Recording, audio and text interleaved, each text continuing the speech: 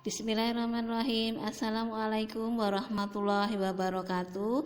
Kita bertemu kembali anak-anak di pelajaran Bahasa Indonesia bersama dengan Bu Tuti. Semoga hari ini anak-anak selalu dalam keadaan sehat sehingga bisa mengikuti pelajaran hari ini dengan baik.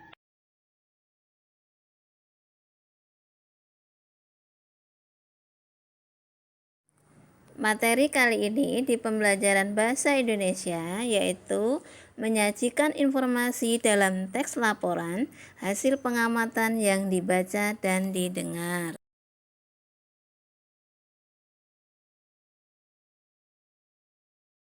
Indikator yang akan kita capai yaitu menyimpulkan dan menyajikan informasi berdasarkan teks laporan hasil pengamatan atau wawancara yang didengar dan dibaca secara lisan dan tulis.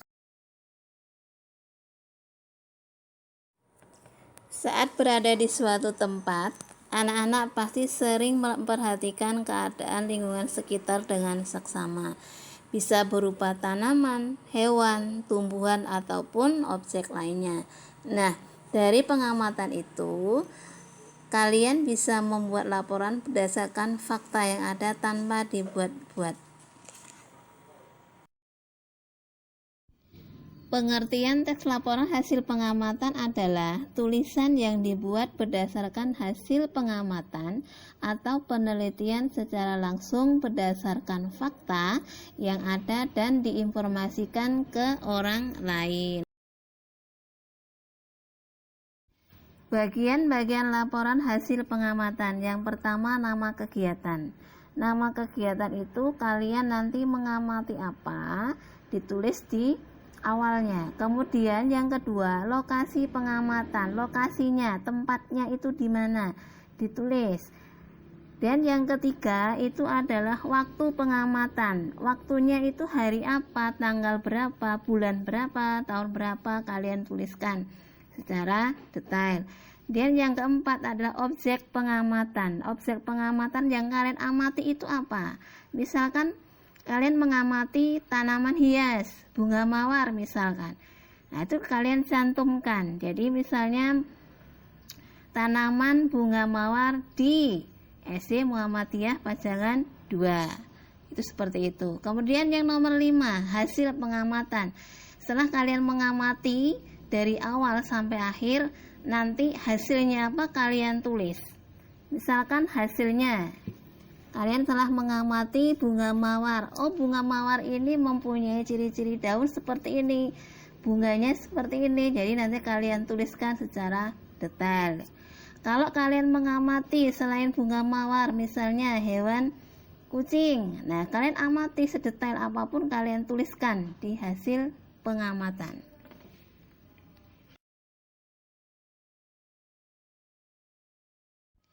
Cara mengetahui informasi dalam teks. Anak-anak yang pertama, cermati dulu isi teks tersebut dengan membaca atau mendengarkan setiap bagian laporan dengan saksama. Jadi dipahami, tidak hanya sekedar membaca. Kalau hanya sekedar membaca tapi tidak dipahami, itu otomatis tidak akan memahami apa isi dalam teks laporan tersebut. Yang kedua, catat yang penting, informasi apa yang ada di dalam teks tersebut. Anak-anak mencatat, digaris bawahi hasil pengamatannya. Dan yang ketiga, baru kalian bisa memahami dan menjelaskan informasi dalam teks laporan hasil pengamatan bila kalian itu benar-benar mencermati isinya, kemudian mencatat setiap informasi yang ada.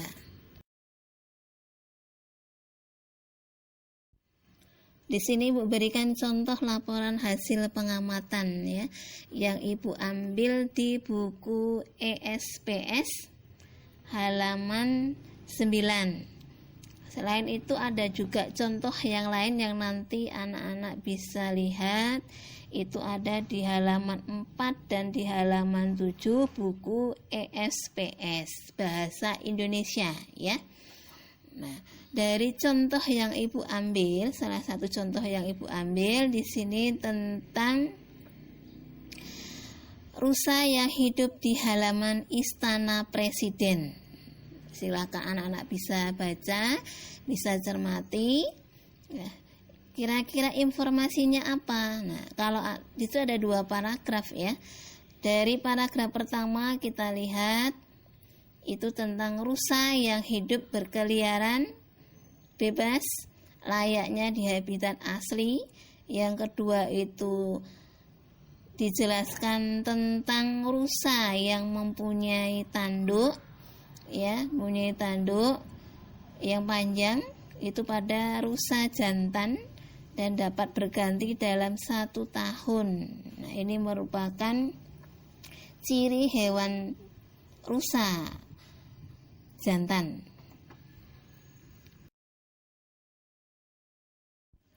Dari contoh di atas dapat disimpulkan bahwa rusa-rusa yang ada di lingkungan Istana Presiden Bogor dibiarkan hidup seperti di habitat aslinya.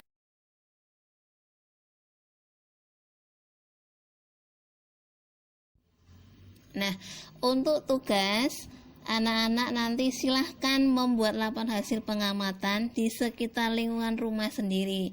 Boleh tanaman hias yang ada di rumah anak-anak, boleh hewan yang anak-anak pelihara, misalnya kucing, ayam, atau yang ada di sekitar rumah anak-anak semua ya. Kemudian yang kedua, ditulis di buku tulis bahasa Indonesia, jangan dicampur dengan buku yang lain. Gunakan pulpen dalam menulis, tulis nama lengkap jangan lupa, kelas dan nomor absen. Setelah itu silahkan anak-anak kirim lewat Japri ke nomor WA Ibu Tuti yang sudah Ibu tuliskan di sini ya. Jadi ingat anak-anak, kalian harus benar-benar melakukan pengamatan secara langsung, jadi tidak dibuat-buat. Jadi berdasarkan fakta yang kalian lihat di lapangan.